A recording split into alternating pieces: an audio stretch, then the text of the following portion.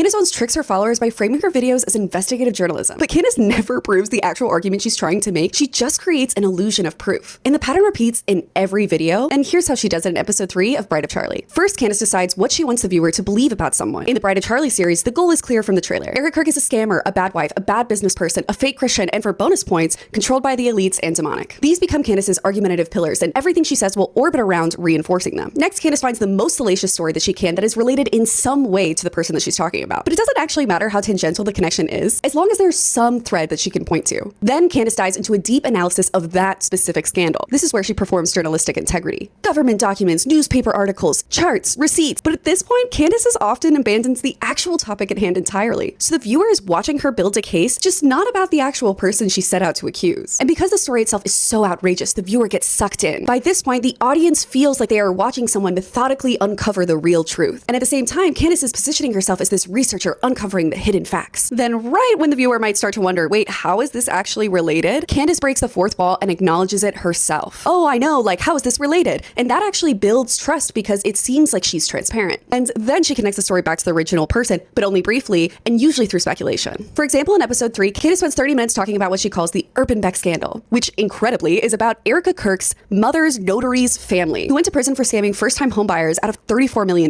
Wild story, horrible crime, but totally gripping. Candace shows receipts, documents, interviews, screenshots, the whole investigative performance. But Erica herself, which is the subject of the series, barely comes up for half an hour. And then Candace finally connects it, saying something along the lines of, well, if Erica's mother was working with this notary that was connected to this crime family, and she has a bunch of unidentified LLCs in her name, then maybe Erica Kirk is a power-hungry scammer who's stealing money from TPUSA. Notice what happens here. The actual argument at hand about Erica is only proven through tangential association. And right after making that implication, Candace immediately backs off. She'll say something like, well, of course we can't know that for sure. But then she immediately follows it with, well, what I can tell you, and then states a completely factual but very mundane fact, like Erica Kirk competed in a beauty pageant in 2007. So to recap, the audience just heard 30 minutes of research, a speculative connection, and then a confirmed fact. And psychologically, those things start to blend together. So the viewer is left with the impression that the accusation not only must be true, but was proven. And rhetorically, it's a classic strategy. It's guilt by association, but through the performance of an investigation. It's never about proving the argument directly, but it's about creating the feeling that the argument has been proven. Which honestly, in the case of Erica Kirk, which from day one has clearly been a scammer, Candace doesn't need to be making these elaborate theories and complicated rhetorically weak arguments. She could literally just talk about the literal things that Erica has done. You know, but why let facts get in the way? Let me know if you want me to continue to analyze this series, and if you like this video, follow my page.